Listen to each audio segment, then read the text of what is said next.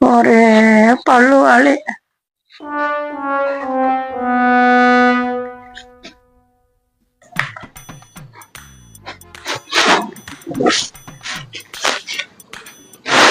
என்னாச்சுமா?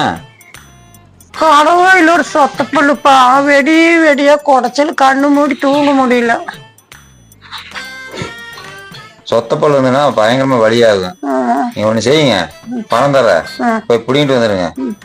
முன்னாடி பல்ல கடைசி பல்லாமா?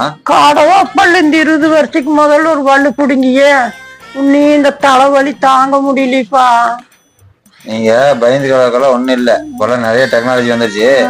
போனீங்கன்னா சின்னமா ஒரு ஊசி போடுவாங்க, 5 நிமிஷத்துல பல்லு புடங்கவே தெரியாது, புடிங்கி விட்டுருவாங்க. கடவா பல்லுங்கிறீங்க, எப்படிதான் 4000 5000 வரும்னு நினைக்கிறேன். ஒண்ணு செய்யுங்க,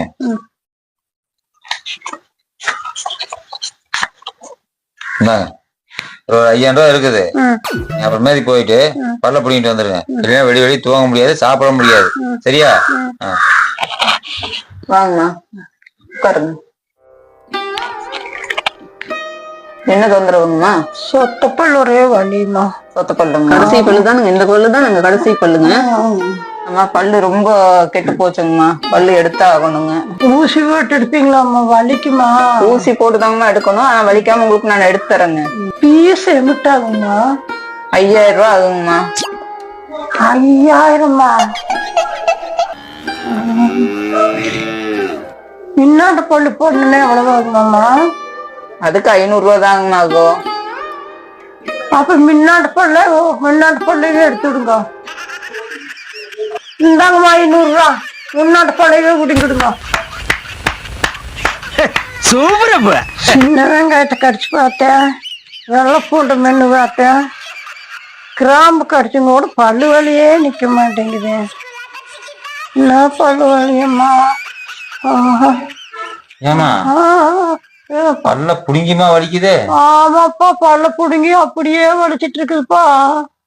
கிராம்பையும் பல்லில் வச்சு கடிச்சிருக்கிற, அப்படியே வலிக்குது. பல்ல புடுங்கி வலிக்குது.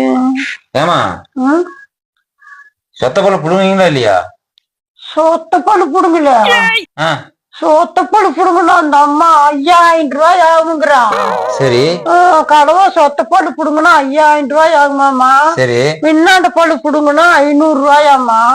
நான் 5000 ரூபாய் கொடுக்கணும், 500 ரூபாய் கொடுத்து முன்னாண்ட பல்ல புடுங்கிட்டு வந்துட்டேன். வலிக்குது. நீ வந்து வலிக்குது. சொத்த பல்ல புடுங்க 5000 ரூபாய் கேட்டான்னு சொல்லி சொத்த பல்ல புடுங்கல, நல்லா இருக்கிற பல்ல வந்து 500 கொடுத்து புடிங்கிட்டு வந்துட்டு முன்னாண்ட பல்ல 1500 ரூபாய் மிச்சம் பண்ணிட்டேன். ஆமா அம்மா நான் சும்மா இல்லடா, அவ இல்லேன்னா யாரும்